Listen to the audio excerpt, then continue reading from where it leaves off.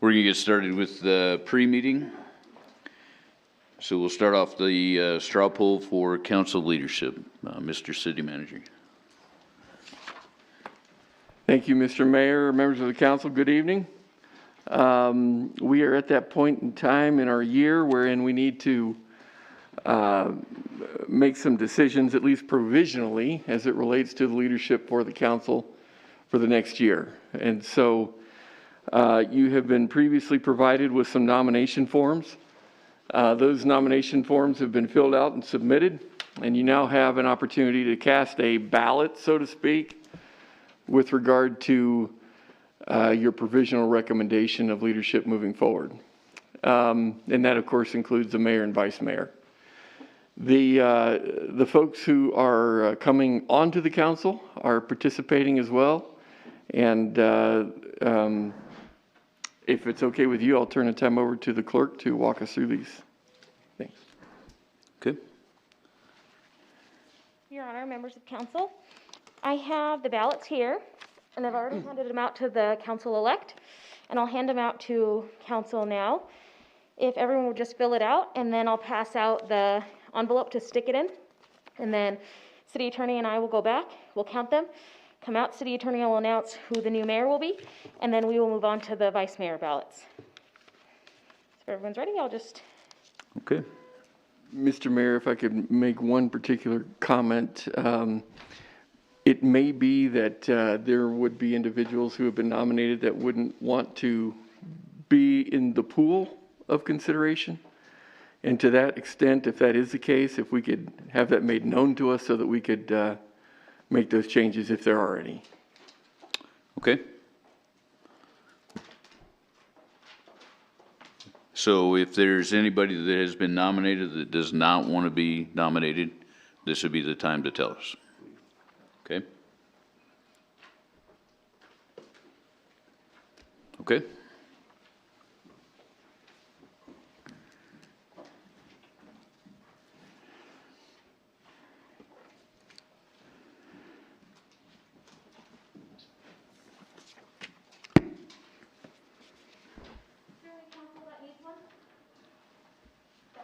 That's going to remain on council for next year. Okay. Whatever.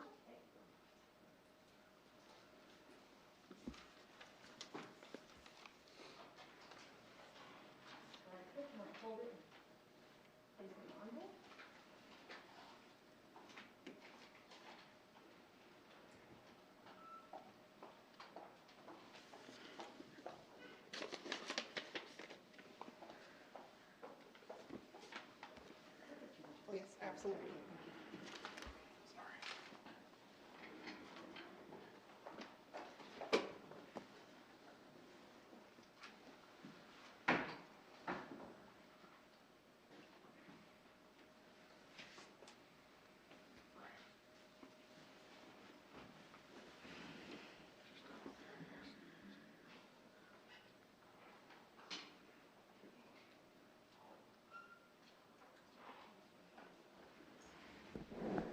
Is this when we cue the Jeopardy music, or is that later? Who's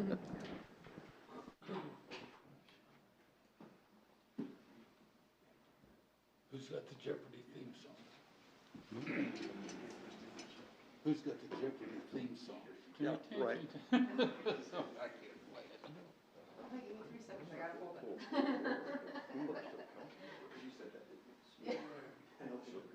Oh.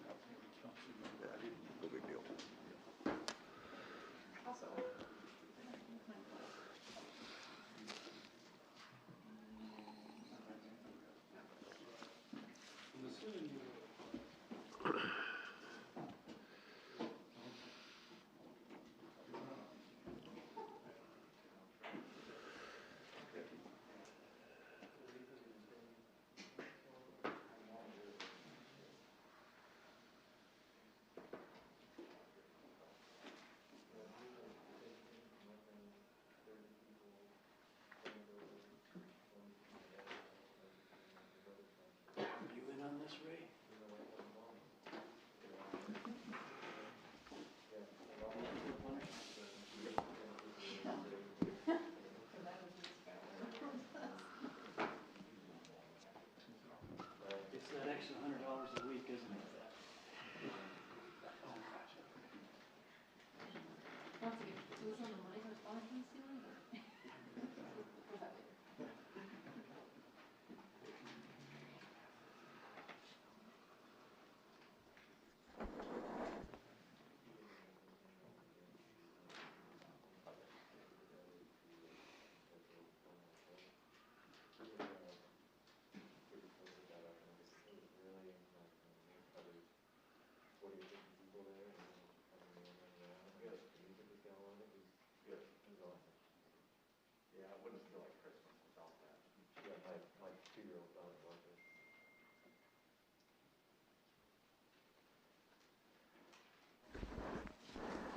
Mr. Henley?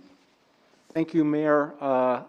Mr. Mayor, let me give you provisional congratulations. You are the winner of the straw poll this evening, and so if things were to stay the same when the council is sworn in, you would be the mayor for a second term. Okay. Congratulations. Thank you.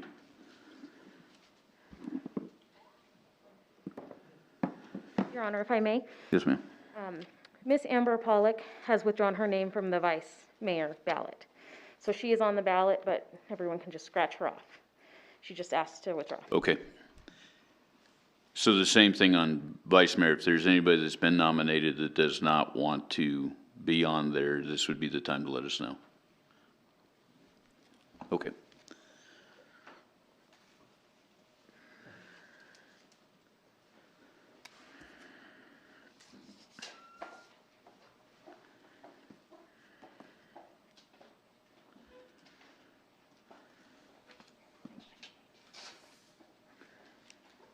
Thank you.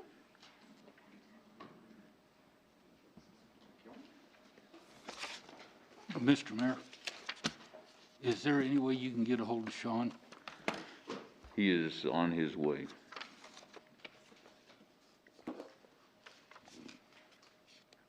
Yeah, I've already asked that question. He needed to be here at the time. Okay. I have an extra one. I had an extra one. Oh, yeah, sorry.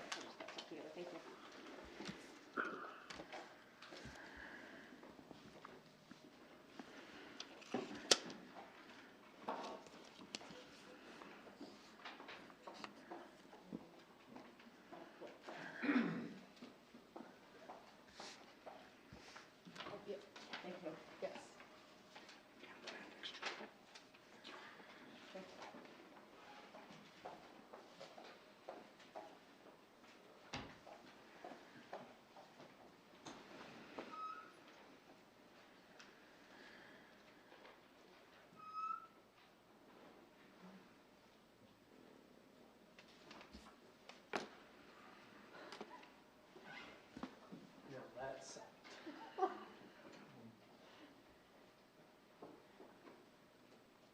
No. Did I miss something?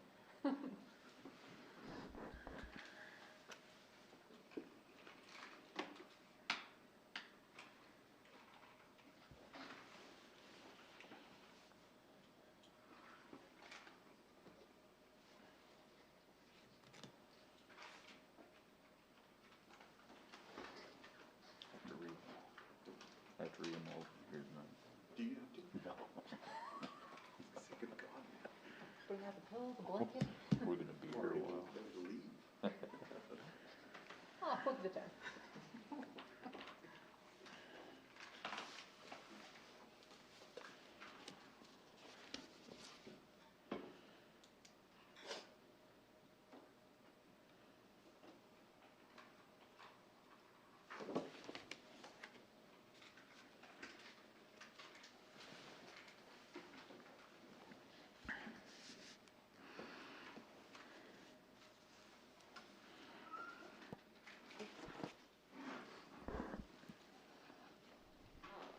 Mr. Henley?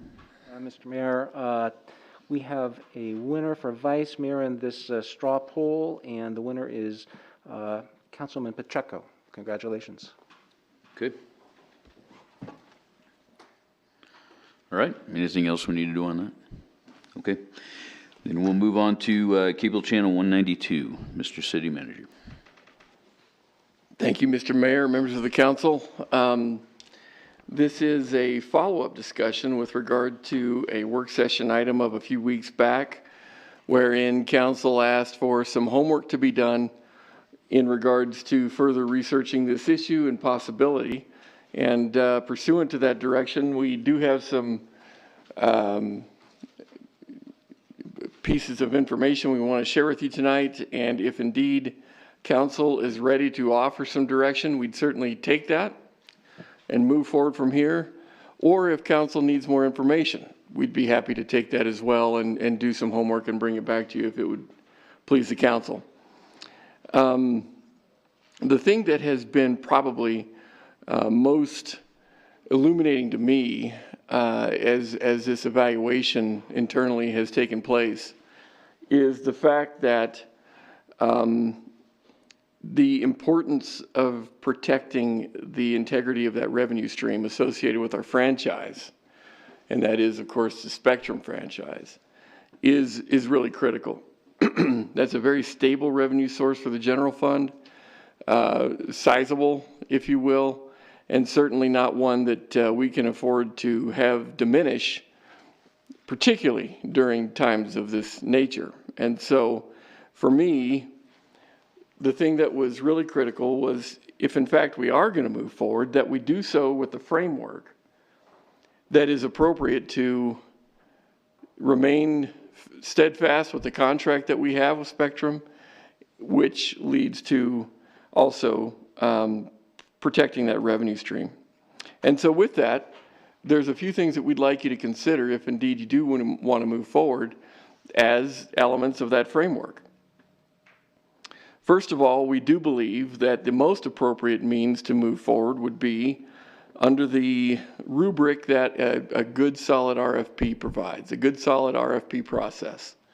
While we certainly have heard from one potential bidder, and I suspect he would be a bidder, him and his team, Mr. Hyman, nonetheless, we do think opening it up for other potential bidders is the appropriate thing to do with regard to what other interest in this possibility might be out there. Furthermore, as a part of that, it needs to be very, very clear that this is a request for proposal as it relates to the operation of an EG, educational government channel, versus a PEG that most people are familiar with, which would be a public education government access channel. We are not in the PEG framework anymore. We are in the EG framework, if you will, single G. And so from that standpoint, we would anticipate that elements of that proposal would discuss those differences and the importance of adhering to that part of the framework.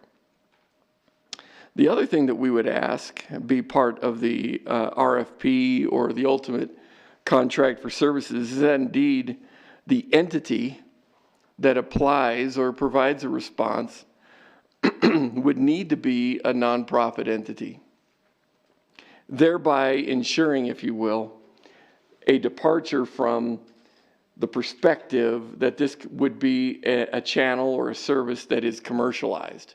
Because indeed, the direction that we got with respect to our Spectrum partners was, in fact, that this cannot be a K2 TV or, mainstream commercialized channel. And so for us, that would be very critical, a critical element of that framework that I'm talking about here. And so we talked about this being built under a PBS type model. We think that this would help us do just that. The other thing that we think would be important would be with regard to some level of commitment as it relates to a demonstration of an ability to perform.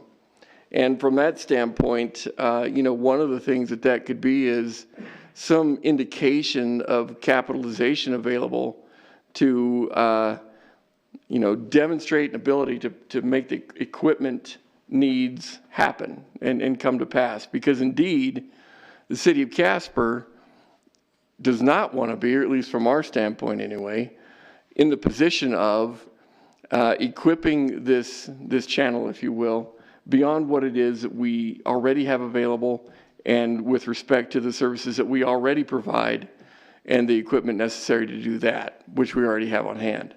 So it would be our suggestion that some indication of an ability to capitalize that would suggest an ability to provide the equipment necessary and so forth, we think is a critical element. A business plan, for example, that would indicate those types of revenues against the expenses they anticipate and how those revenues are going to be maintained over time and so forth, I think is a really critical aspect of this as well. Because at the end of the day, albeit a nonprofit entity, we do think that this should have a responsible business approach as we go forward. The other thing that we want to make clear is that indeed the council needs to retain some authority with respect to the possibility, albeit potentially remote, that we are moving uncomfortably into a public access avenue or a theater or whatever. And so should those things occur with the operator, the council needs the opportunity to have the ability to cease operations so that we don't violate our contract with our partners and we don't run into the opportunity of that mission creep that can occur from time to time in a variety of things with this type of an operation. Because again, we need to maintain the integrity of what it is that we've agreed to, as well as what it is that we need to maintain and protect and preserve the integrity of our revenue streams here.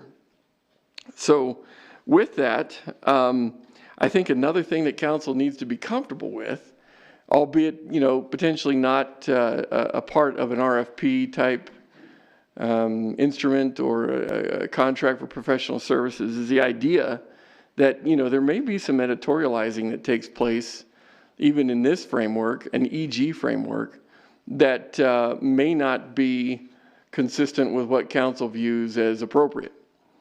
And so that's another piece of this, I think, that council needs to have a feel as to what their tolerance would be in this regard, because I think once you move in this direction and have this service available, you have to expect that there is going to be some enterprising as it relates to developing community dialogue. And again, sometimes that may be or may not be perceived as consistent with council viewpoints and policy and everything else, direction, whatever.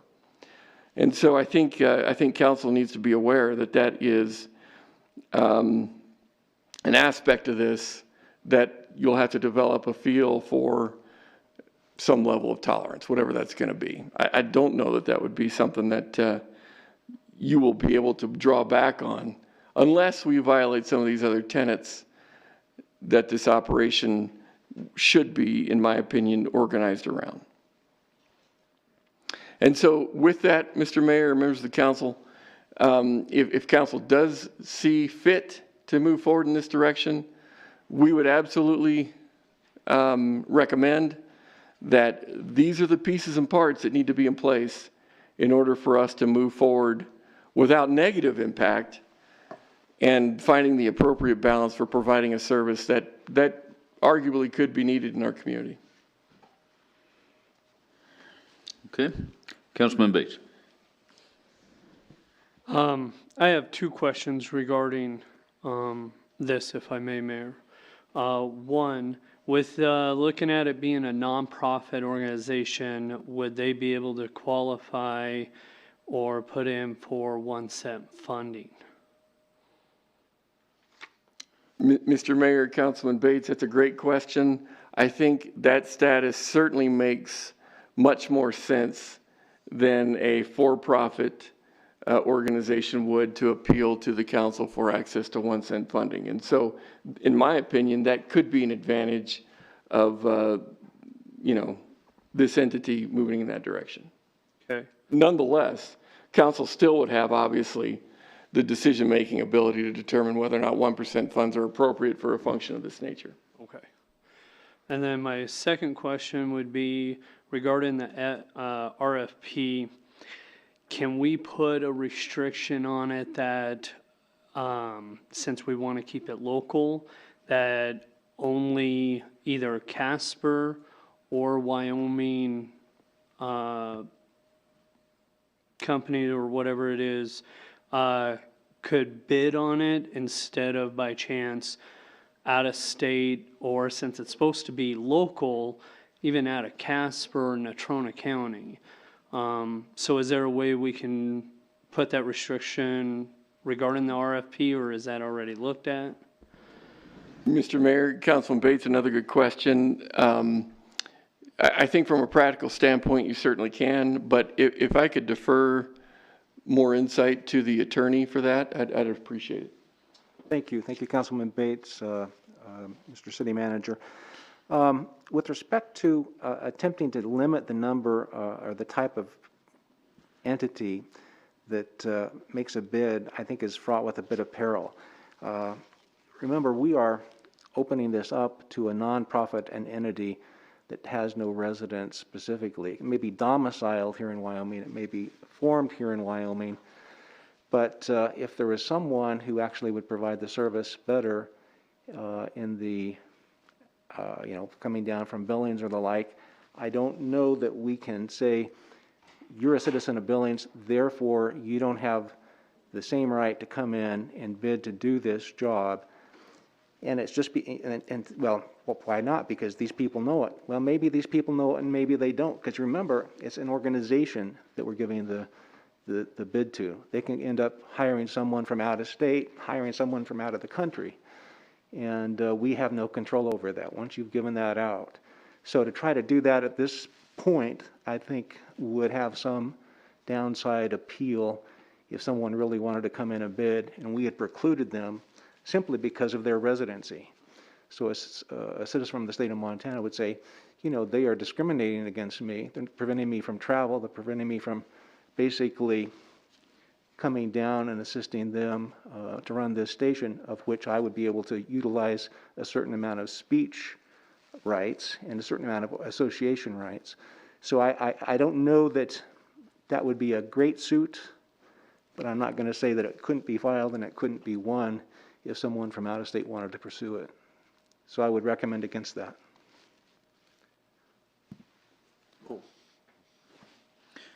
One more follow-up. Yeah, just follow up on it, I guess. Then, because I most likely will not be on council when decision is made, but I strongly recommend future council to keep it local. I hear what you're saying, but in my opinion, if the city of Casper is going to be over it, I wouldn't understand why we would offer it to an entity that's in Billings, Colorado, New York City, California, wherever, whatever state or city that's outside of Wyoming, especially outside of Casper. So I strongly urge that if it's going to be a local program, it makes sense to keep it local, but that's my opinion regarding it. So I'm done. Councilman Hopkins.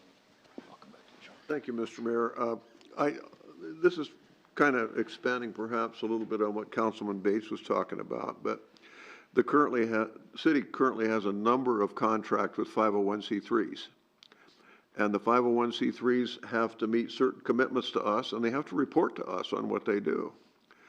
But the way I see it, if there were a 501c3 that would pop up and they wanted to support some media presence, that if we had a contract, we have the ability to write in that contract what they can cover. That wouldn't disallow them from reporting news. They just can't put opinions in there. And that would be fairly straightforward. And this, again, would be the educational channel rubric, if you want. It's there. So I think we can do that, and I don't know that it needs to be local content. I mean, there are things nationally that we all are interested in, but I really see us with the ability to have a 501c3 contract. We make it specific on what they can report on. If they want to limit it to history of Wyoming, that'd be fine. But it still does not allow them, or doesn't disallow them from providing a news service. And that's one of our real problems right here. We have no local news service to speak of anymore. And so if there was somebody that were just to say, okay, here's the news today, maybe say it's got to be all original content, you can do that. But I really think if we already have contract with 501c3s, and I can't see a problem with doing that, there may be suits someday. You can sue anybody for anything. We all know that. And, but the EG channel, it can remain what we do. They do city council and they do our stuff that we put out. But that doesn't disallow another 501c3. And in fact, it wouldn't disallow council from funding a 501c3, as I see it. So, thank you. Councilman Powell? Thank you, Mr. Mayor. Seems to me staff typically will develop a scoring matrix in evaluating RFPs. Seems a simple matter to me to simply weight knowledge of the local community and experience working with community members. Mr. Hyman could make a very strong case as one of the competitors that he's been involved in the community for many years and would very likely score well on that scoring matrix item.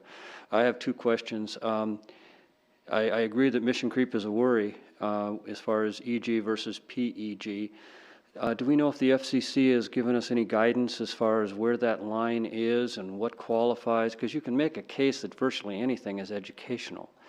And is there some way that we could write that into the RFP so to make sure that people know that this is where the line is? And then a related question is, did the people at Spectrum give you any indication that they would be monitoring the content to see if that slides into that public access arena, and what mechanisms would be in place for Spectrum to call and say, hey, this was over the line, we need to stop this sort of thing, so that we never put our funding in jeopardy? Mr. Mayor, Councilman Powell, I would say yes to both. We do have opportunities to look at some guidelines that the FCC probably has in place, and I think that's very good counsel to include that right into our managing documents, whatever those might be. Furthermore, well, so yes, I agree with both your points, and I think we can pursue them. And if I may follow up, Mr. Mayor, so if Spectrum had some concerns that we were seeing some mission creep, do we have an agreement with them that they would give us a warning and say, look, we need to fix this, rather than just say, hey, we got a good excuse to yank your money now? Mr. Mayor, Councilman Powell, absolutely. They've been very cooperative with us thus far. We have very cooperative relationships as it relates to the agreement in general, the franchise agreement. They have indicated that they'd be a helpful partner throughout all this, and so I'm very confident that they would support us in making sure we don't do things to screw ourselves up and everything else. You bet. Thank you. Councilman Huber. Thank you, Mr. Mayor. I listened very carefully to what Mr. Henley was saying about commenting and giving us advice about requiring that this be a local person or local entity. And I think that's probably all good sound advice. I think, though, that we could probably, or any other council could, say that there has to be a local base of operation, that it can't just be, well, some outfit out of Billings or wherever, totally operating out of a different location, trying to step in and do something. I think we could say that, well, this has to be a locally operated entity. And I think that's something that, as Councilman Powell said, we could, anybody could score into their matrix on evaluating the RFPs and things like that. But I think that's the way that I would urge that be done there. Okay, any further discussion or comments? Councilman Cathy. I've read through the proposal and I've listened to the comments here. I guess my one question that still eats at me is if this is all nonprofit and they're wanting no money from the city, really all we are doing is saving them whatever Spectrum would charge them to have a channel on the Spectrum network. And I guess from that standpoint, I don't know what that charge is, but for some of the things that have just been mentioned as the possible creeps, this, that, and everything else, I still don't understand why Casper One has not gone out and just gone ahead and gone to Spectrum and be done with all of this.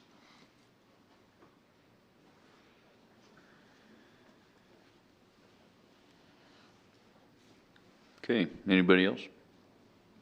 I guess if I do, Mr. Mayor. Councilman Powell. You mentioned Carter PBS and an excellent model, I guess, to try to follow. Even PBS has, I guess you could call them commercials. They certainly have sponsors, if you can make a distinction between a sponsor and a commercial. Will there be some line drawn there as far as where the applicant can seek funds from and how those entities could be mentioned or not mentioned during the broadcasts? You know, Mr. Mayor, Councilman Powell, you're correct. PBS does have a means and method of recognizing donors and sponsors and partners to help provide the content that they do. And so, again, I think we can, find that language that would distinguish between what commercialization looks like and what sponsorship and donorship looks like, and try to clarify what it is that we would be comfortable with, our partners would be comfortable with, to ensure we don't cross that line. So I think that's very good advice, and I would recommend doing just that. Councilman Hopkins. Thank you, Mr. Mayor. If I may, I would look at the educational channel the way they work now, public broadcasting. One of the names you hear on there a lot is the Pew Charitable Trust. Most people don't realize the Pew Charitable Trust is basically the beginnings of Sun Oil Company. Most people don't know that. You hear things that are sponsored by the Rockefeller Trust, and those are pretty much, they don't have any control over where that money goes. They just donate to that 501c3, and then those guys, in fact, build programming on top of that. So there are people out there that would probably donate just to make sure that people get information. So you can't, it's going to be more than Fred and I donating money. It's going to be corporate entities that donate money. And as long as they're serving what the trusts might want to do, they're serving the public interest. And that is the model for public broadcasting. And it works. Thank you.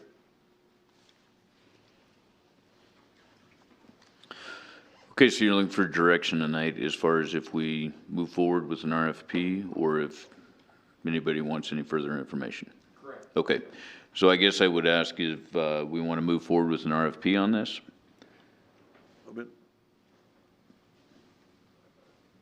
Okay, anybody need any further information?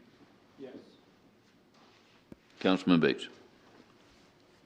I would like to know the answer to Councilman Cathy's question of why not just go through Spectrum and go that route than to go through us. So that is an answer I agree with him. I'm all for the moving forward, but that is an answer I'd like to know too. Okay, so we can move forward with the RFP. Maybe, I guess it would be up to Mr. Hyman tonight during council comments so we could maybe get an answer to that, or we could allow him another time to come back and give us an answer if he'd like to. Okay? All right, we'll move on to the ice arena contingency, Mr. City Manager. Thank you, Mr. Mayor, members of the council. As council is well aware, we are nearing the point where that significant project dealing with the ice arena is becoming complete.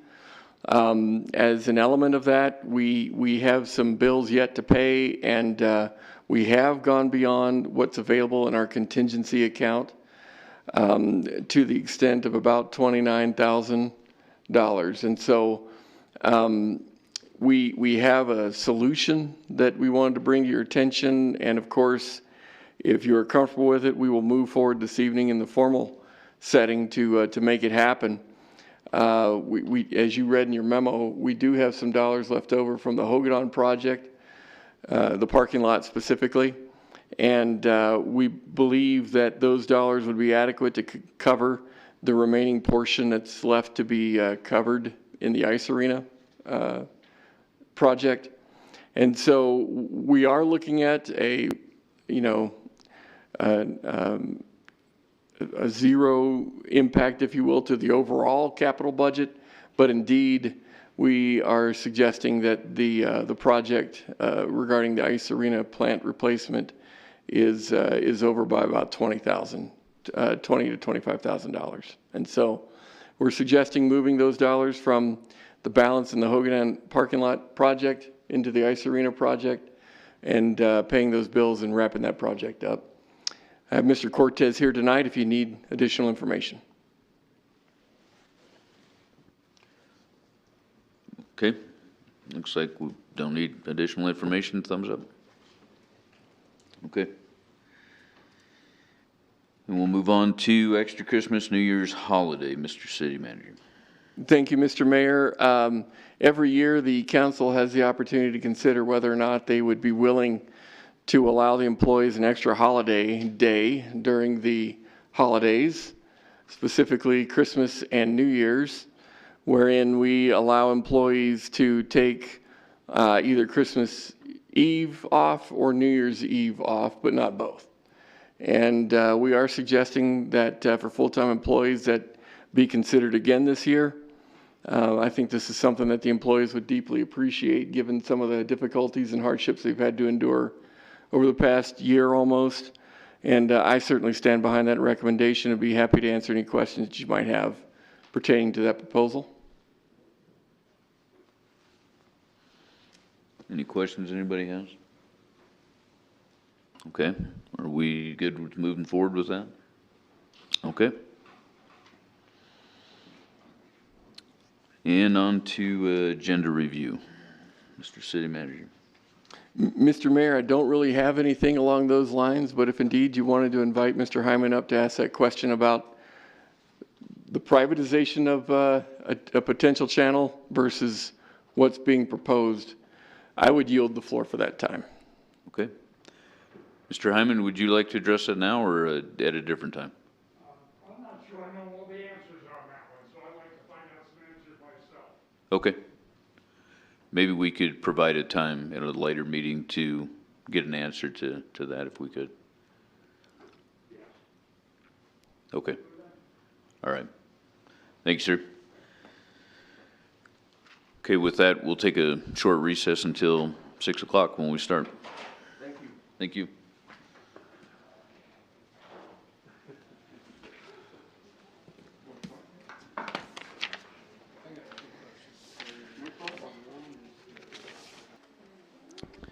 Okay, I think we'll get started here. Before we begin this evening, I'd like to remind everyone to silence their cell phones at this time. And I now call the December 1st, 2020 regular council meeting to order. All members are present. Council meetings are also televised and can be viewed on cable channel 192. Please join me in the Pledge of Allegiance.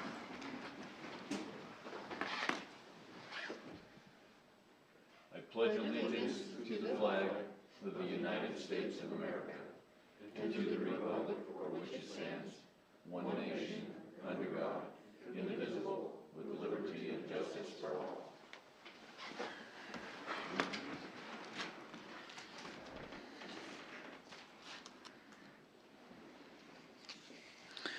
Beginning the December 15th council meeting, the city will offer remote public comments to be made by citizens. Citizens will contact the city clerk's office prior to the meeting, and staff will make arrangements. Citizens are encouraged to use this service in order to help prevent the spread of COVID-19. The chair would entertain a motion to approve by minute action the minutes of the November 17th, 2020 regular council meeting as published in the Casper Star Tribune on November 25th, 2020. Second. Moved by Councilman Hopkins, second by Vice Mayor Lutz. Any amendments? Any abstention or nay votes? All voting aye. Aye. Please record the vote. With all members voting aye, motion passed. The chair would entertain a motion to approve by minute action the minutes of the November 17th, 2020 executive session. Second. Moved by Councilman Pacheco, second by Councilman Johnson. Any amendments? Any abstention or nay votes? All voting aye. Aye. Aye. Please record the vote. With all members voting aye, motion passed. The chair would entertain a motion to approve by minute action the December 1st, 2020 bills and claims as audited by City Manager Napier. Moved by Councilman Hopkins, second by Councilman Cathy. Any abstention or nay votes? All voting aye. Aye. Please record the vote. All members voting aye, motion passed. Bright spots in our community, the Census 2020. The 2020 census officially kicked off on March 12th of this year, and the count concluded on October 15th at midnight. However, for several Casper citizens, their work on the Census Complete Count Committee began 2 years earlier in June of 2018. A local complete count committee is a volunteer committee established in partnership with a governing municipality, which serves to increase awareness and motivate residents to respond to the census. Members of the committee serve as census ambassadors to ensure a complete and accurate count for their community. Success of the census depends on community involvement at every level. The U.S. Census Bureau cannot conduct the census alone. The City of Casper, Natrona County, and Town of Mills coordinated on the creation of the Complete Count Committee. The members included representatives from a cross-section of the area with diverse perspectives. They represented business, education, media, community, and nonprofit organizations, faith-based, race and ethnicity, and government, and worked with the U.S. Census Partnership staff member. Our Complete Count Committee began their work in June 2018 by developing an outreach plan for all populations in the community. By starting so early, they were able to promote their Bumblebee census mascot, Buzz, who encouraged everyone to be counted and stir up the buzz about the census. The local census outreach was purpose-driven, results-oriented, and incorporated into the community festivals and activities. Detailed records were maintained, technology was incorporated through social media platforms, and best practices were shared throughout the regional census offices. The Casper area's work was heralded by and even featured on the U.S. Census site for small community outreach efforts. The City of Casper is truly grateful for the time, effort, and dedication that the local Complete Count Committee has given during our journey through the 2020 census process, which was made even more strenuous by COVID-19. The Casper City Council and I commend all of you for sticking in there and going the extra mile. You have truly shaped our future with the complete count of our citizens. The funding associated with each counted resident will assist our municipal services for the next 10 years. So please come forward as I call your name, and I will present you with a certificate of appreciation, after which we will take a group photo and submit it to the regional U.S. Census office. So if they're here tonight, Anna Wilcox, Bob King, Tracy Keating, Karen Dowell, Deanna Fry, Dennis, and I'm going to butcher this last name, Gazdwich, Derek DeBoer, Jackie Pickenpaw, Jamie Purcell, Carrie Smith, Lisa Scroggins, Allie Jo Scroggins, Lori Burns, Paul Bertaglio, Rita Wagner, Sabrina Foreman, Susan Frank, Abby Frank, Tanya Sutherland, Ariana Broughton, Tim Monroe, Caitlin Scavdahl, and Joy Clark.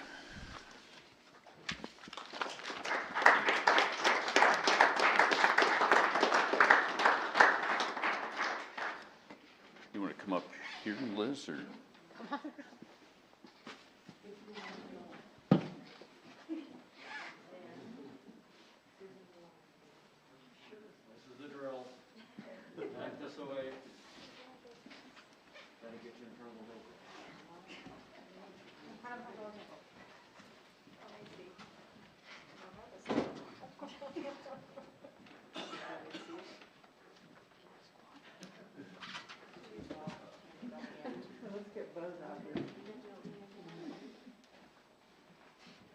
Should we turn him around?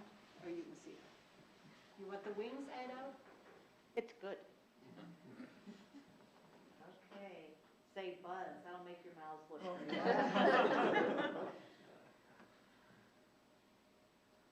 And Mayor, could you get a certificate for a prop, please? I will. Leslie, that's the thing, you should be up. Let you hold it. Okay, excellent. 1, 2, 3, yeah. Thank you. Is there a way, can we possibly pull their little mask down? No? Okay, they're too close.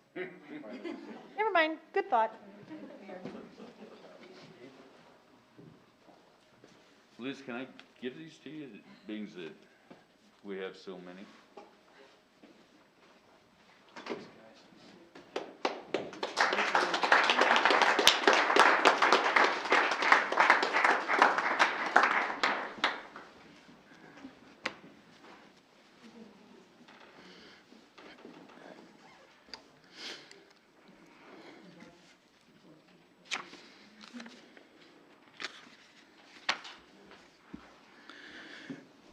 Okay, thank you for that. We'll now move on to communications from persons present. Now is the time we invite anyone in the audience who wishes to speak with the council to come forward. As stated on the first page of the agenda, we ask the following. Please state your name and address. Direct all questions, comments to the mayor and the mayor only. No personal attacks on staff or council will be tolerated. Council will not respond to personnel matters. These will be referred to our city manager. Questions posed by speakers may or may not be responded to by council members. Presentations will be limited to 5 minutes, and duplication of speakers will not be allowed, nor will time extensions be permitted. On that note, this has been brought up to me by some council members, so we're going to strictly adhere to this because I have a tendency to let people go over, which we're not going to do that anymore. So there is a green light that tells you when you can start. There's a yellow light that says when you have a minute left, and I'll remind you when there's a minute left. And there's a red light. When that red light goes off, 5 minutes is done. So whatever you need to let us know has to be within that 5-minute period. Please note the public hearings and ordinances each have their own comment period, so please hold your comments on those items until we reach them. Is there anybody that would like to address council?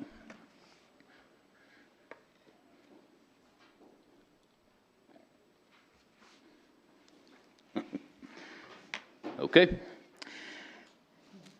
Please read the consent agenda title.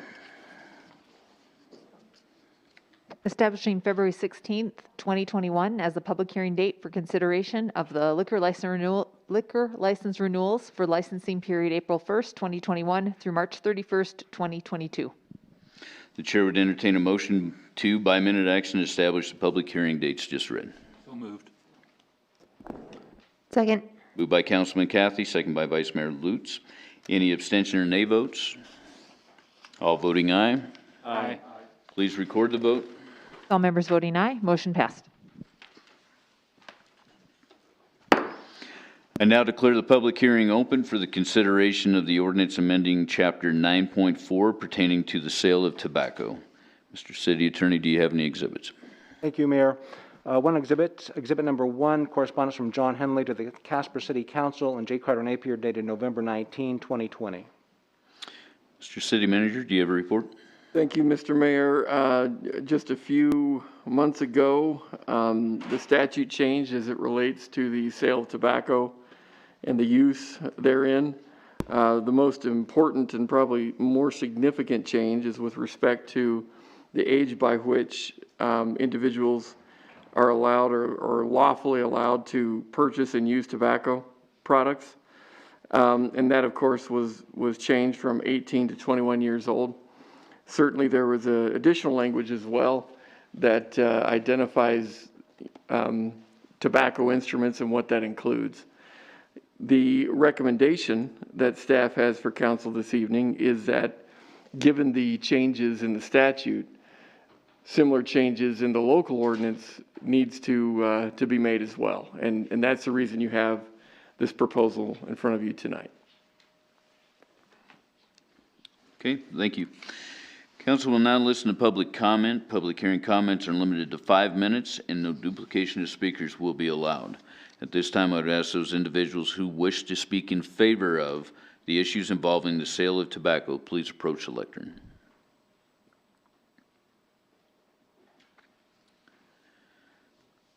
Okay, at this time, I would ask those individuals who wish to speak in opposition to the issues involving the sale of tobacco, please approach the lectern.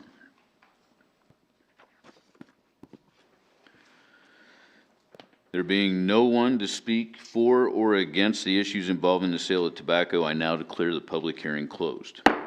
Please read the ordinance by title only. Pardon me, an ordinance amending Chapter 9.40 of the Casper Municipal Code, offenses by or of against minors, Article 4, sale of tobacco. The chair would entertain a motion to approve on first reading the ordinance just read. Moved by Councilman Pacheco, second by Councilman Huber. Any discussion? Councilman Huber. Mr. Mayor, I would just comment that I'm disappointed that there's, no one from the public came to speak in favor of or against this. I'm just disappointed that there isn't, some public interest in this. Okay, any other discussion? Councilman Johnson. I'm going to be casting a protest vote because I think this is just as ridiculous as the alcohol laws. You're an adult at 18 or you're an adult at 21, and the government needs to make up its mind on that. You shouldn't be allowed to send people to go fight for their country and die, but then take them to jail for having a beer or a cigarette. It's ridiculous. Okay, any other discussion? Councilman Cathy. I agree. Okay. Councilman Huber. Well, Mr. Mayor, even though I seconded this, I'm going to be voting with Councilman Cathy and Councilman Johnson. I'm a pretty rabid anti-tobacco person. I just can't think of very many good things to say about tobacco, but I am troubled that, we tell people that you're an adult for many reasons at 18, but no, not when it comes to tobacco or alcohol. That bothers me. Councilman Pacheco. I will be voting for this, in favor of it, but I think this is a great topic for our youth council to have a conversation. I think take back to this, to have that conversation. And while I understand where they're coming from as far as adults and so forth, we obviously know the ill effects of tobacco, and they're not good. Obviously, they're cancer causing, but I would be interested to see what our youth council and their topic talk about that. As far as you're 18, you're an adult, 21, what does that mean? So I think that's a good conversation to have in your guys's, and maybe perhaps you guys can come back and just talk for a few minutes about what you guys talked about. So thank you. Vice Mayor Lutz. Just for clarification, since this is passed at the state level, we're in theory just cleaning stuff up to match the state ordinance. We can't change anything about how this works in Casper. Correct? Correct. Thank you. Councilman Powell. I respect the nay votes, and I just think we need to recognize that having a discrepancy between our ordinances and state law is problematic and not really tenable. So while we may disagree, if 5 people did vote no, we would have a real problem. So I'll be voting yes. Councilman Johnson. Every movement starts at the grassroots. If you look at the legalization of marijuana, it started at the city level in opposition to state statute, and then eventually everything changed because of one grassroots effort.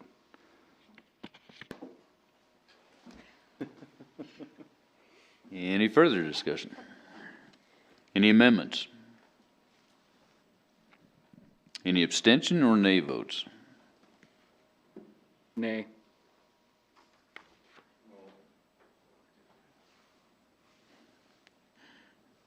Okay, all voting aye? Aye. Aye. With council members Bates, Kathy, Huber, and Johnson voting nay, I'm going to confirm with, oh, and Hopkins. It failed. Motion failed. Councilman Pacheco. So Carter, where does that leave council in the city of Casper in contradiction to states?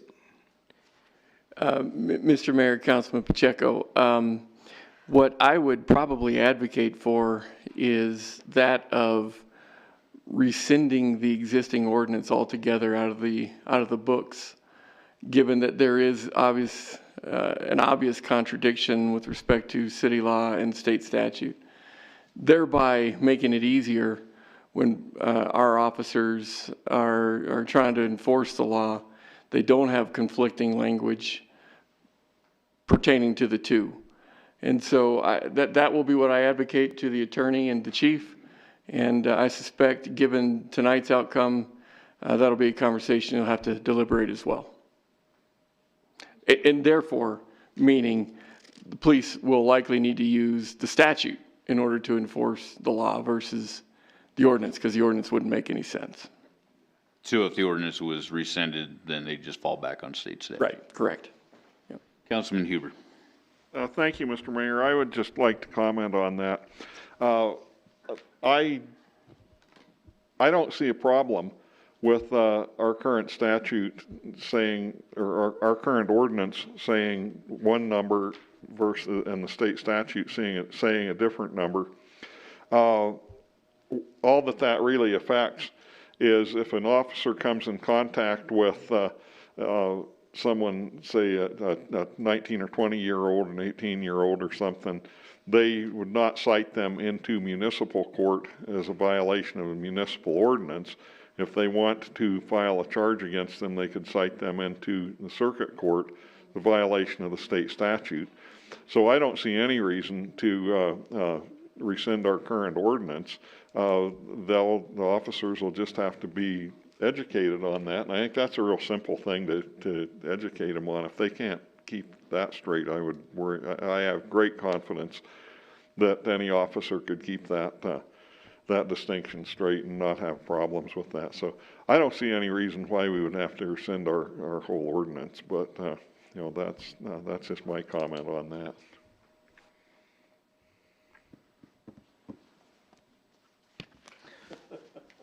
Why would we not rescind our ordinance? I mean, we wouldn't use it, correct? I guess that could go to Mr. Henley, I mean. Thank you, Mayor. I would think not, that we wouldn't use it because we'd be in contradiction of state statute, so the judge would throw it out. And so this goes, of course, to the potential people that might violate the law by the possession or use, but I think as a matter of courtesy and clarification for business owners, just to have one set of laws, whether it's 18 or 21, and not have people come in and lobby you. I've got this one, no, you should have that there. Look at this, here's the law of the city of Casper. This seems like a pretty easy call to me. Okay. So there's nothing else we need to do tonight? That's something that can be brought up at another time? Okay. Councilman Bates. This was first reading. There's 2 more readings, correct? Nope. No, this was just, okay. This is it. There'll only be 2 more readings if it passed.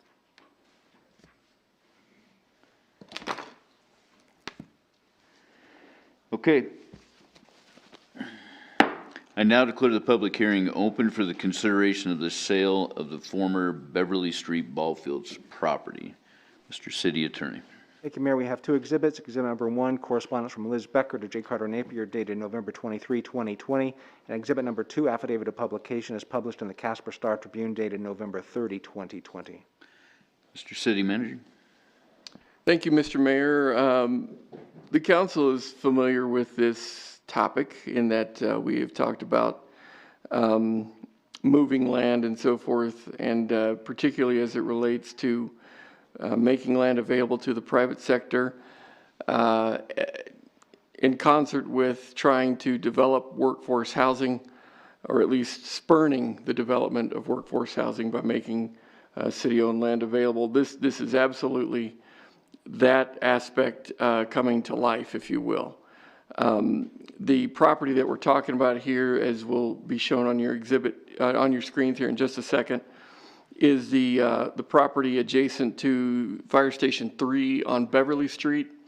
This is a parcel of land that has historically been used for ball fields on Beverly, and as a matter of fact, has been in the possession of the city of Casper since the early 1900s.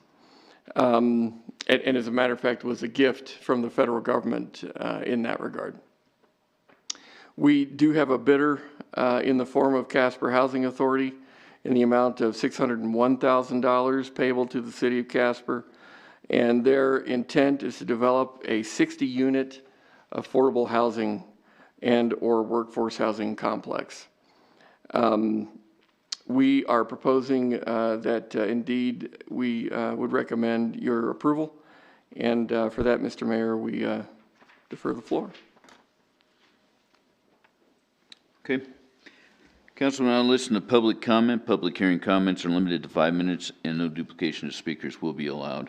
At this time, I would ask those individuals who wish to speak in favor of the sale of the property to please approach the lectern.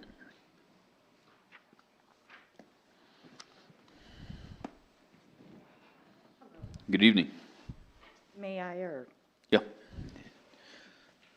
I wasn't sure if you could hear me. I'm Kim Summerall Wright. I'm the Executive Director of the Casper Housing Authority. This project has actually kind of got an exciting history. It's a combination of 25 housing units from the Casper Housing Authority, which was our goal for this year, and the Community Health Improvement Plan, which we led the safe and affordable housing piece in 2019. It's their goals. And then when we brought that to Liz Becker and City Manager Napier, realized that the City Council would like to see 30 workforce housing units put into this project as well. And so in bringing all of these community goals together, we've come up with a new project. It's called Liberty Square, in honor of the president who donated this property to the city of Casper in 1892, actually. He did dedicate the Statue of Liberty, which is where the name came from. So if you're looking for that little piece of trivia, there it is. Liberty Square will be a brand new build with low-income housing tax credits of $9 million, with 25 low-income units and 35 workforce housing units. For those of you who have been to our property on Wyoming Boulevard and Poplar, Ravencrest, it will be similar to that.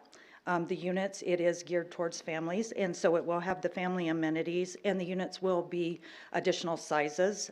For example, our 4 bedrooms will be a little over 1,300 square feet. All units will have laundry inside the units. They will have all built-in appliances, master bedroom suites, storage and decks, and the largest units, again, will be over 1,300 square feet. So there's plenty of room for families to be there. The amenities at the property will be an actual dog park and dog walking area. We've discovered that families like dogs, and we want to be able to accommodate that in a safe way. There's a computer center, a barbecue area, an actual walking track for physical fitness, a green space, a playground, and again with the community gardens, of which we've had wonderful success with our partners working on that project as well. This location is really critical to the families that we serve and our workforce families as well, being next to the Child Development Center, the Rec Center and Aquatic Center, of course, for children, near the grocery stores and employment opportunities, which are just up the street on the east side. The Senior Center is there, and it's very close to transportation. Liberty Square, based on the same model that we've used with all of our other projects, combining low-income housing and workforce housing, puts our clients and the people that we work with in a position to move from low-income housing to workforce housing without leaving their neighborhoods.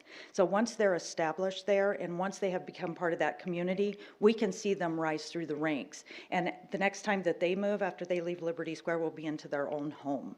And so we've had some really good success with that kind of thing. In fact, we've had 47 families purchase their first home in the last 6 years. So we're really excited about the model that we're using and the outcomes of that. I am happy to answer any questions you have about the project. Again, it's about $9 million. All of that money will come from an outside investor. And so it will be coming into the city of Casper in the terms of this investment and in the jobs that it will provide while it is under construction as well. Okay. Does anybody have any questions for Ms. Summerall? Councilman Bates. Thank you. You have Raven Crest and Center Point as well, which Center Point you remodeled, and it's I got a tour of it. You gave me a tour, and it was great. With those two, how I don't know how to ask this question correctly, and I apologize, but how many applicants do you have getting into those places, and how long does you mentioned families move on to the housing, but turnover rate, things like that? That's a good question. So when it comes to low-income housing, we can house 1% of the population of the city of Casper. The poverty rate is 11%. So there's your gap. We generally have about 1,000 people on a wait list at any given time. Depending on what they're looking for, if they're Section 8 vouchers are kind of the golden ticket. You can go anywhere in the city. That's probably our longest list, but each list is run separately depending on the property and the needs of the family. The workforce housing, we're seeing a huge, there's a lot of people, especially right now, that are looking for that housing where they're either laid off or they're not working as many hours, but they are still working.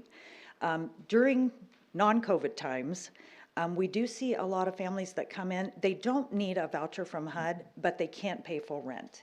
And so there is quite a large wait list for that as well. Between the two properties, we're running about 300 for the workforce housing. Councilman Bates. So Liberty Square, which I love the name, by the way, will be absolutely utilized and is well needed within the city of Casper. Absolutely. We're short about, I can't give you the exact numbers off the top of my head, but I'm happy to provide them once I get in front of my desk. But we are short on housing units in Casper, and basically all different income levels. We're short on all of them. Our inventory here is quite old. In fact, some of our public housing units fall into that 35-year-old range, which is where the majority of our housing inventory is. And so having the opportunity to build these, we know they're safe. We know that, we don't have to worry about lead-based paint. We don't have to worry about mold. We don't have to worry about asbestos tile. And those are things that we deal with sometimes. Do you have one question? Councilman Powell. Thank you, Mr. Mayor. As long as you're here, Kim, could you give us an update on how things are going with the office move over to the old Lincoln School? Well, we are a little bit behind because of COVID, and I did have a little car accident last fall, so I've been working on that as well, so I apologize. We are working with the architects. We do have all of the plans drawn out, and they will be going up for bid within the next 90 days.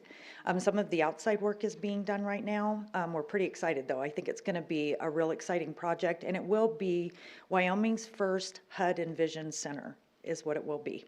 So we're taking advantage of every dollar we can get out of HUD right now, so we're there. Thanks and good luck Thank you. with your recovery and the move. Yeah, almost there. Anybody else? Okay. Oh, Councilman Bates. I just asked that council at some point ask Miss Kim to come back, talk about the housing authority, and one of the wonderful things that was added to her many list of things is have her talk to you about Lusk and what's going on there, because that, I believe, is something you guys want to hear, because Casper Housing Authority is truly amazing, and I love being a liaison for you guys. So thank you. And I hope that they will ask you back to talk to you, talk about that. Thank you, Councilman Bates. And you're all welcome to come once we get past COVID, or if you want to wear a mask, you're always welcome to come. I do about an hour driving tour where I can show you all the things that we're doing, and you can see what our properties look like. So you're always welcome. Thank you very much. Thank you. Is there anyone else that is wishing to speak in favor of the sale of the property on Beverly Street?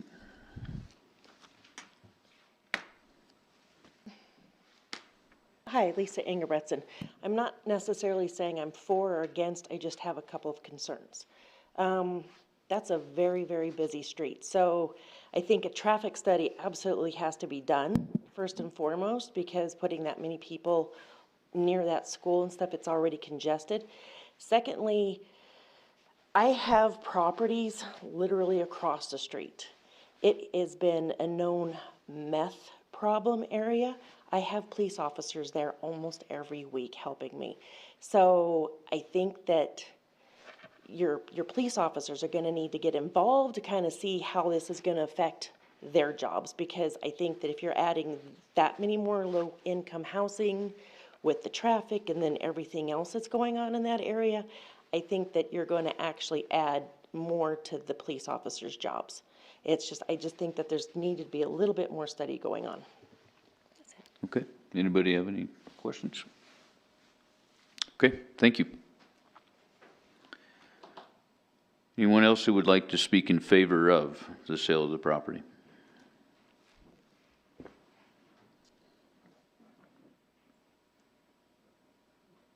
Good evening. Good evening. I haven't seen you all for a while. Joy Clark, 7975 Bull Run. I was the previous CDBG program director here for HUD and got to participate in some of the construction of Ravencrest, which has proven to be an extremely successful housing area. It was full before it was even constructed. So watching that come together, and then over the years, several opportunities to have this land sold before was just not the right thing. I had done a consolidated plan, 5-year plan for the city before, and the most critical need in the city is low-income housing. We were short immensely on that still, and I still believe that's quite a need here, and then providing workforce housing in combination with this is just a win-win for our city.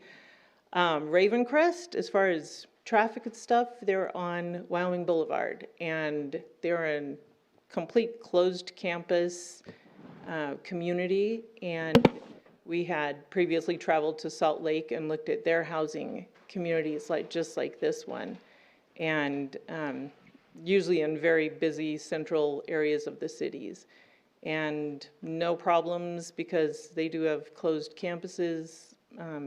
Parking is part of that campus, and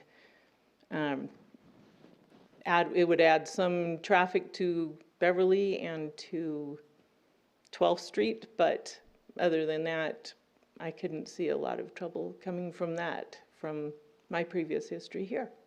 So I urge you to vote for this. Okay. Anybody have any questions? Thank you. Thank you.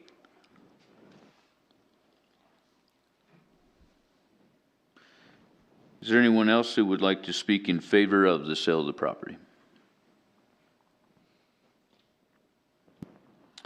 Okay, at this time, I'd ask those individuals who wish to speak in opposition to the sale of the property to please approach the lectern.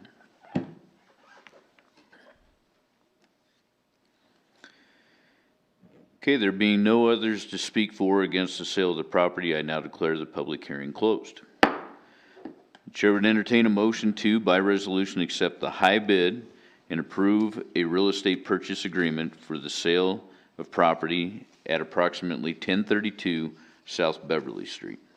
Second.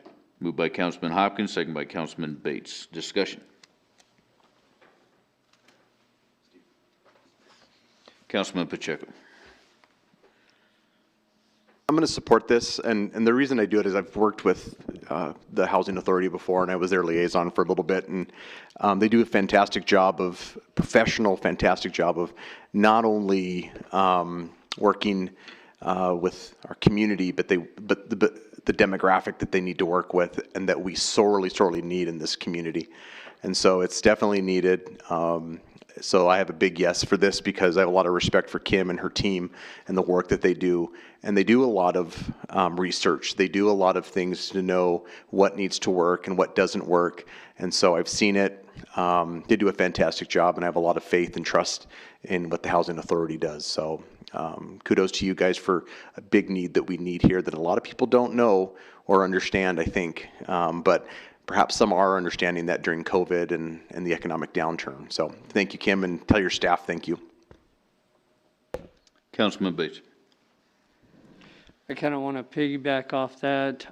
Something that you look at the Casper Housing Authority, as I mentioned, they did Center Point and redid that. They added Ravencrest. They took over North Casper School and is doing an amazing job with that. They took over the old Roosevelt and is doing amazing with that. They added a store, I can't remember what it's called. Refab for Less.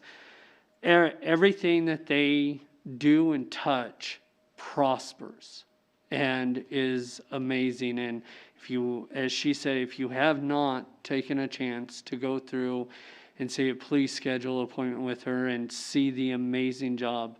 So I will support this, and I really hope everybody else just continues to support this.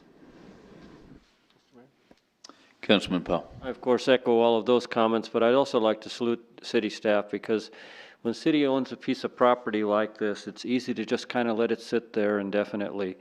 And our staff here took the initiative to say, no, this needs to be in someone else's hands and put into beneficial use. And we've seen that happen repeatedly. And so I want to salute you folks for taking initiative and making that happen, because the city has no business owning property that we don't need or have some use for. And getting it in someone's hands where they can do something with it, potentially bring some tax revenue into the city in the process, is always a good thing, and I encourage you to continue those efforts. Thank you. The only comment that I would, well, two comments I'd like to make, kind of along the lines of what was brought up by Ms. Ingebretson, is that I agree across the road from there has been notoriously a problem neighborhood for years. And I know firsthand it has been. But I would also hope that sometimes when you bring projects like these in the neighborhoods, it changes the way the neighborhood is. So I'm hoping that this would have a very positive effect upon a very negative neighborhood for a very lengthy couple decades that I know of for sure. But I do bring up, I agree on the, if I'm looking at this correctly, the only ingress and egress into this property is going to be off of Beverly Street, correct? So, and I'm sure that when the time comes, that we'll have to look at it and do a traffic study. But I do kind of echo the same concern that you will have a lot of traffic going into this area, and it will have to spill out onto Beverly and from Beverly onto that, and you do have a school right next door. But that'd be my only concern that would come up with this, so. Any other discussion or comments? Okay, any amendments? Any abstention or nay votes? All voting aye. Aye. Please record the vote. With all members voting aye, motion passed. I now declare the public hearing open for the consideration of the transfer of ownership or retail liquor license number 11. Mr. City Attorney, do you have any exhibits? Thank you, Mayor. We have 5 exhibits. Exhibit number 1, correspondence from Fleur Tremmel to J. Carter Napier, dated November 2, 2020. Exhibit number 2, affidavit of publication, is published in the Casper Star Tribune, dated November 24, 2020. Exhibit number 3, affidavit of website publication, is published on the City of Casper website, dated November 19, 2020. Exhibit number 4, affidavit of notice of conspicuous posting pursuant to Wyoming Statute 12-4-104A, as posted at 1335 South McKinley, dated November 19, 2020. And exhibit number 5, liquor license application filed October 30, 2020. Mr. City Manager?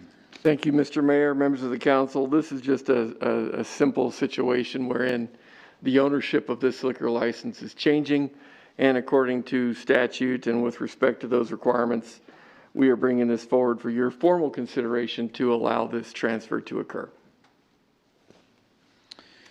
Okay. Council will now listen to public comment. Public hearing comments are limited to 5 minutes, and no duplication of speakers will be allowed. At this time, I'd ask those individuals who wish to speak in favor of the transfer of ownership of retail liquor license number 11 to please approach the lectern.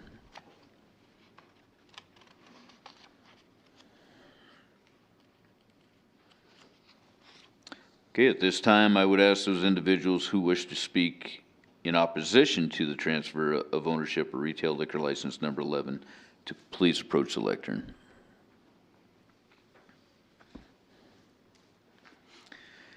There being no one to speak for or against the transfer of ownership of retail liquor license number 11, I now declare the public hearing closed. The chair would entertain a motion to, by minute action, authorize the transfer of ownership of retail liquor license number 11. So moved. Second. Moved by Councilman Cathy, second by Vice Mayor Lutz. Any discussion? Any amendments? Any abstention or nay votes? All voting aye. Aye. Please record the vote. With all members voting aye, motion passed. I now declare the public hearing open for the consideration of the transfer of ownership of retail liquor license number 17. Mr. City Attorney, do you have any exhibits? Thank you, Mayor. Again, we have 5 exhibits. Exhibit number 1, correspondence from Fleur Tremmel to J. Carter Napier, dated November 18, 2020. Exhibit number 2, affidavit of publication, is published in the Casper Star Tribune, dated November 24, 2020. Exhibit number 3, affidavit of website publication, is published on the City of Casper website, dated November 19, 2020. Exhibit number 4, affidavit of notice of conspicuous posting pursuant to Wyoming Statute 12-4-104A, is posted at 4241 East 2nd Street, dated November 19, 2020. And exhibit number 5, liquor license application filed November 4, 2020. Mr. City Manager? Thank you, Mr. Mayor, members of the council. In a similar circumstance, the ownership of this license is changing to the extent that they're expanding their ownership team and dividing their pieces of ownership smaller, thereby requiring council's formal approval as well. Okay. Council will now listen to public comment. Public hearing comments are limited to 5 minutes and no duplication of speakers will be allowed. At this time, I would ask those individuals who wish to speak in favor of the transfer of ownership of the retail liquor license number 17 to please approach the lectern.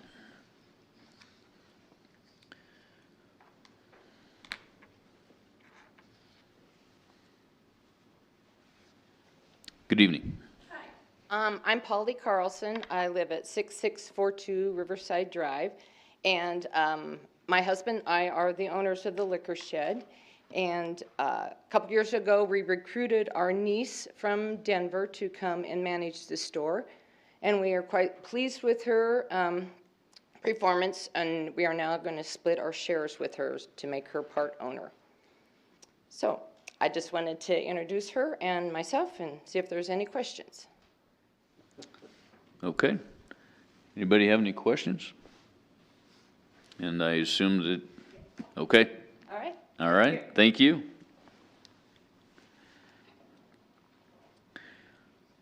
Are there any others who wish to speak in favor of transfer of ownership of retail liquor license number 17?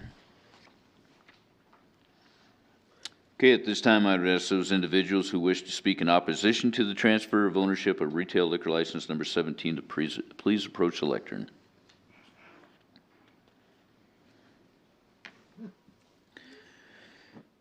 There being no others to speak for or against the transfer of ownership of retail liquor license number 17, I now declare the public hearing closed. The chair would entertain a motion to, by minute action, authorize the transfer of ownership of retail liquor license number 17. So moved. Second. Moved by Councilman Cathy, second by Councilman Pacheco. Any discussion? Any amendments? Any abstention or nay votes? All voting aye. Aye. Please record the vote. With all members voting aye, motion passed. Please read the ordinance on second reading by title only. An ordinance approving a zone change of lots 3 and 4, Hembry Addition Number 2 in the city of Casper, Wyoming. The chair would entertain a motion to approve on second reading the ordinance just read. Second. Moved by Councilman Hopkins, second by Councilman Johnson.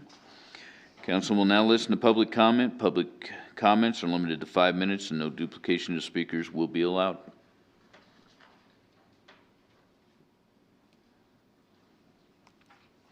Okay, any discussion?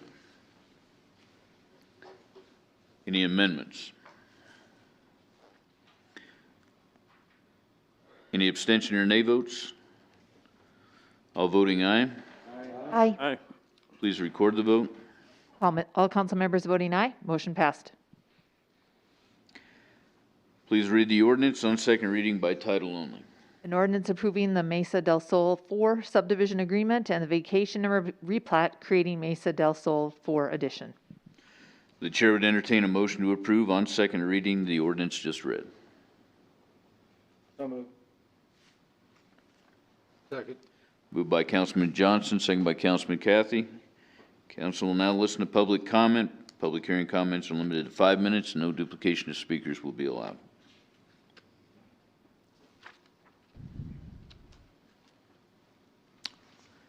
Okay, any discussion? Any amendments? Any abstention or nay votes? All voting aye. Aye. Please record the vote. All members voting aye, motion passed. Please read the ordinance on second reading by title only.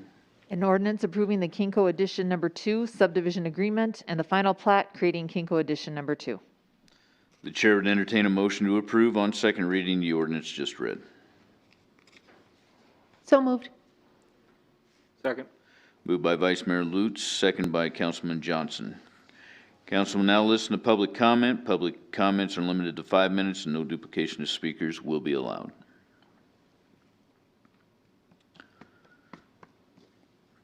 Okay, any discussion? Any amendments? Any abstention or nay votes? All voting aye. Aye. Please record the vote. All members voting aye, motion passed. Please read the ordinance on second reading by title only. An ordinance amending, amending ordinance number 11-11, which was granting a franchise agreement to Source Gas Distribution LLC. The chair would entertain a motion to approve on second reading the ordinance just read. So moved. Second. Moved by Councilman Johnson, second by Councilman Pacheco. Council will now listen to public comment. Public comments are limited to 5 minutes and no duplication of speakers will be allowed.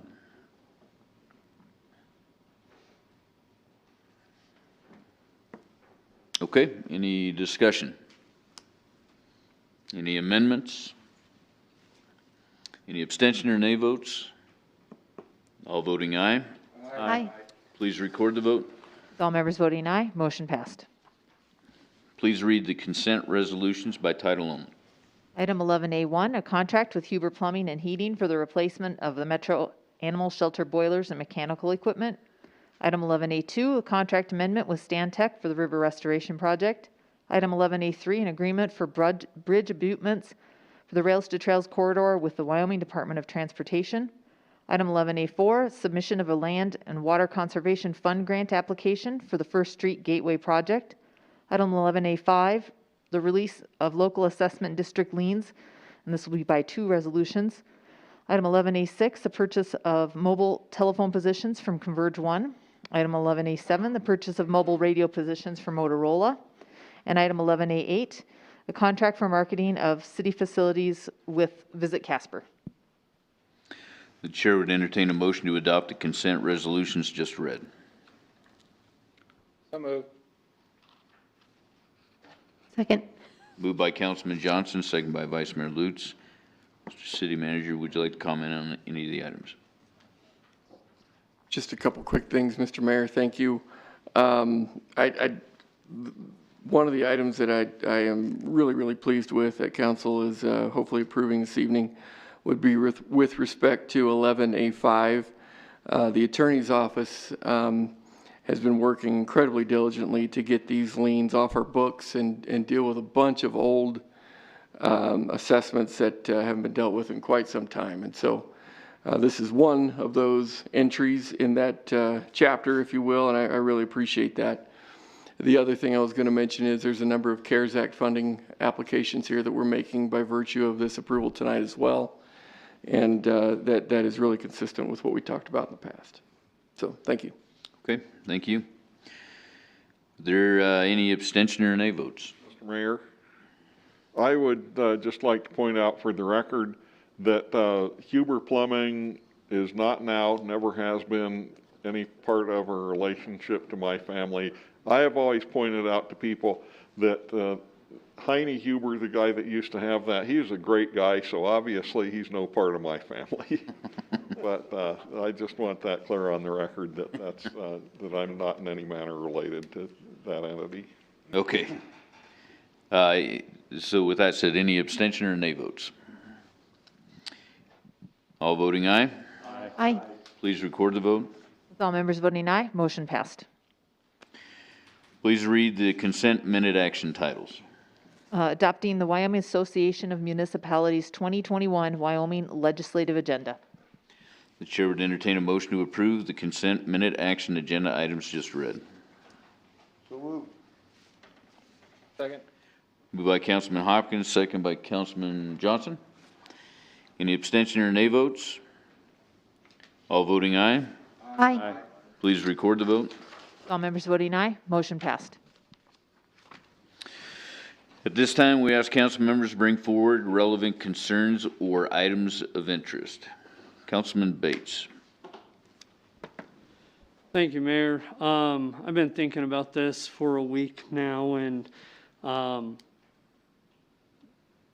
wanted to bring it up anyways. I was going to leave it be, but I want it out there. What I guess I'd like to see, whether it's from the county commissioners and city council and whoever else needs to be a part of it, is the health department representative for regarding the health risks and everything like that, I think needs to be accountable to somebody, whether it's the county commissioners and answer to them or get their approval of stuff, or it's an elected position as the same as the county coroner and the county assessors. County assessor and county coroner has nothing to do with politics until it's time to vote for them. And I believe that one of the two needs to take place. Either the county health official needs to be voted in by the public, or they need to something needs to be done where they answer to the county commissioners.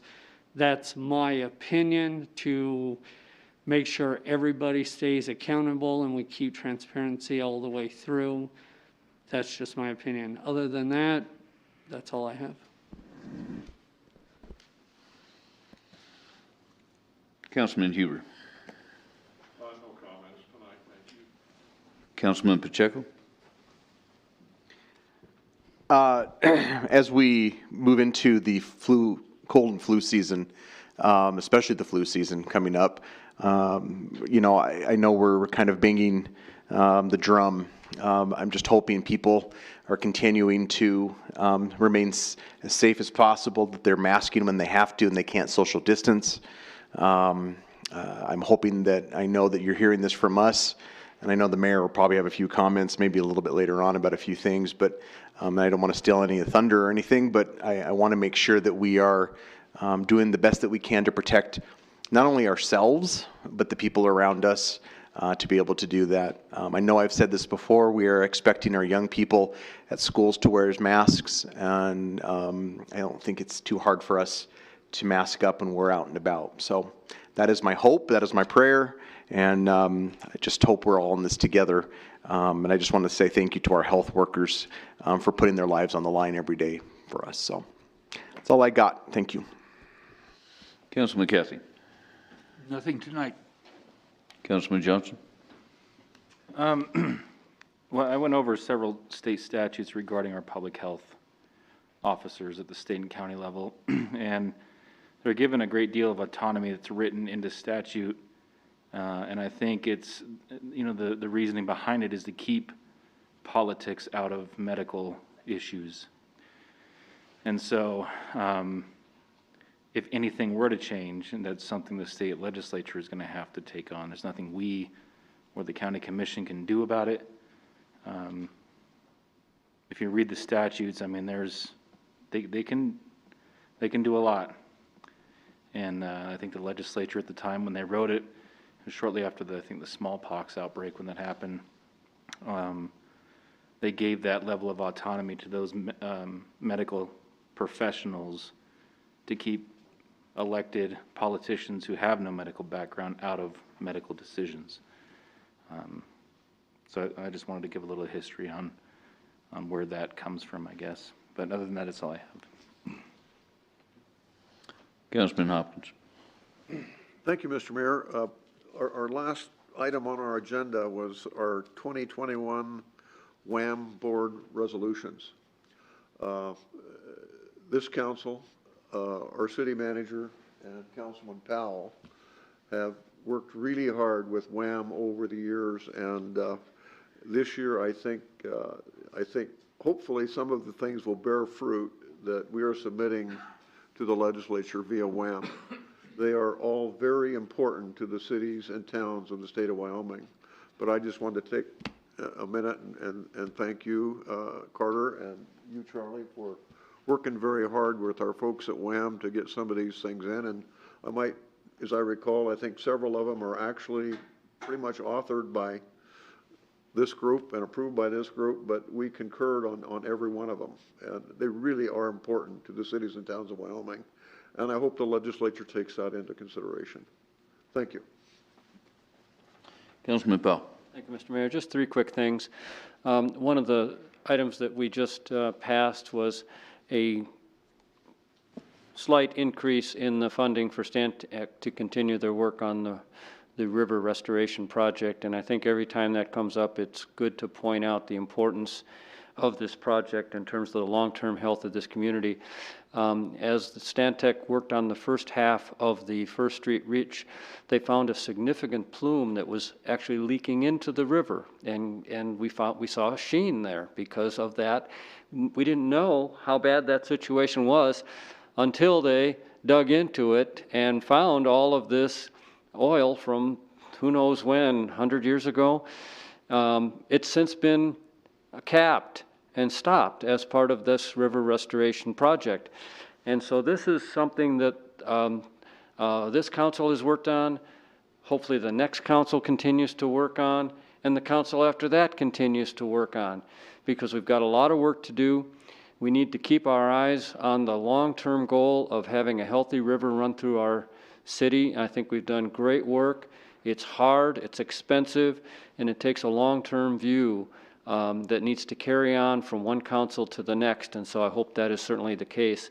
I'd also like to mention, to piggyback on Councilman Hopkins' comments, I am concerned since I am going off council and Councilman Huber is going off council, and we are the only two council members that have been consistently involved with WHAM. And there's a tendency when you're not involved with an organization to think of it as the other instead of something that you're personally invested in. And WHAM has done great work for all of the communities as we head into this very difficult budgetary crisis statewide. It's very risky for the cities and towns and counties to possibly lose funding in that process, and it's important to have voices down in the legislature to remind people that it isn't about us personally, it's about our citizens and the things that we need to have funds for basic infrastructure and making sure that our services are of high quality. And so we really will need members of the new council to step up and replace us and get actively involved in that organization. And I hope this is appropriate. It's been 4 weeks since the election. 3 of us are going off council, and Councilman Bates was not able to seek to be successful with his reelection effort. And a lot goes on the last night when we do turn over. So I wanted to, in advance of that, even though we have disagreed many times, Councilman Bates has really set the standard for putting effort into this position outside of the meetings in terms of his efforts to reach out to city staff, to learn about what goes on in the city, and he would be an excellent model for any of the incoming council members to emulate and follow as they assume their positions, because it's easy just to come to the meetings and call it good. Councilman Bates has done much more than that in his time of service. So, and with that, I'll end. Thank you. Vice Mayor Lutz. Just a congratulations to Ray for being elected vice mayor for next year, and a congratulations to Steve for being elected mayor for next year. That's all. Thank you. I guess a couple comments to kind of go back to what Councilman Johnson was saying, and I guess to kind of clear up with the public to where they understand that at a county health doctor's level, that's where decisions are made as far as these health mandates and the mask orders come into place. In the perfect world, city council and county commissioners would have say in that process. At the end of the day, a mask mandate has been put in place, and we are the ones that are responsible for upholding or enforcing that mandate. There's been a health order in place for a very long time that includes certain styles of restaurants to not be doing some of the things that one in particular continues to do to this day. And, you know, we have tried to take a very hands-off approach and not intermingle, I guess, medical with political issues that go on, but unfortunately some of these businesses may end up, or some of these things may end up to a point where we're going to have to. They're going to force our hands to do so. But we are there. I want to thank our chief. He has taken every step possible to, in the one instance in particular that we've been dealing with, he has taken the steps to make sure that everybody else that is similar to that same exact restaurant has been in compliance with what they're supposed to be doing, and I appreciate him taking the time to go out and make sure that we're being fair across the board with everybody. The only other thing I want to say is there's been quite a few comments that have been made over the events that took place at David Street Station for the lighting of the tree. I want to make it very clear that David Street Station and the city of Casper are two different entities. So if there are people that are upset with what took place down there, that is not a city of Casper function. That was not, the tree lighting had nothing to do with the city itself. There were several people, more people than probably what should have been down there, according to the governor's orders. So I would reflect what Councilman Pacheco said. Let's do the right thing. do what's being asked of us, do what the orders say, and let's just get through the day. Let's get through COVID. Let's get back to normal. So that's all I have to say for this evening. Next meeting of the City Council will be a work session to be held at 4:30 PM Tuesday, December the 8th, 2020 in the council chambers, and a regular council meeting to be held at 6 PM Tuesday, December 15th, 2020 in the council chambers. A notice of an executive session to take place at this date and during this meeting was given. We have a matter to discuss regarding property acquisition, and therefore the chair would entertain a motion to adjourn into executive session, and at the conclusion of that executive session, to reconvene this regular meeting solely for purposes of adjournment of this regular meeting. So moved. Second. Moved by Councilman Johnson, second by Councilman Cathy. There being a majority of members present and a motion to adjourn into an executive session having been moved and seconded, and that motion requiring a 2/3 majority of the council present. Any abstention or nay votes? All voting aye. Aye. Please record the vote. All members voting aye, motion passed. A greater than 2/3 majority of the council present voted in favor of the motion. We are hereby adjourned into an executive session.